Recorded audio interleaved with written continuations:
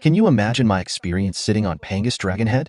During the 2008 Olympics, all of the world's elites gathered at one location on Earth, known as the Olympic Games. They were the healthiest, the richest, the most powerful, and the most famous, right? I own Pangu Plaza, which is private property.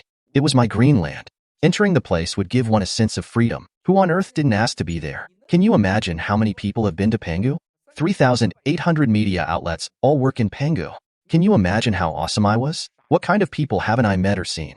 But at that time, I saw the most fundamental fact. With the Olympic Games, the efforts from the whole country, and the world's attention, China's image in the world was changing.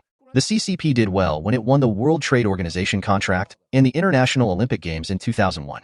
With a difference of one thought, the CCP rose up all of a sudden, from a GDP of $1.3 trillion to $15 trillion.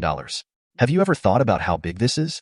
Conversely, the CCP was responsible for the deaths of numerous students during the June 4th massacre. It will pay the price for the rest of its life.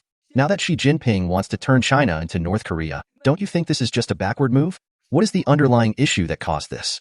An individual's thinking and growth environment can lead him to make incorrect decisions. I then foresaw humanity's future. I quit working in real estate. Have you ever thought that it was because one of my best friends came to my office and said, "Miles, you can't work in real estate anymore?" I was very serious, and I believed him. But why can't I work in real estate? What is real estate, anyway? I was wondering anyway. After building Utah, I would never develop again in Zhengzhou. Who among you can do that? When I was at my best, I left Hunan and did nothing. I rarely went back to Zhengzhou. When I was at my best in Beijing, I could easily harvest real estate, but I didn't do it. I shifted to work on finance. At a time when real estate companies were operating in large quantities like Hobson Development and Evergrande throughout the country, I left China.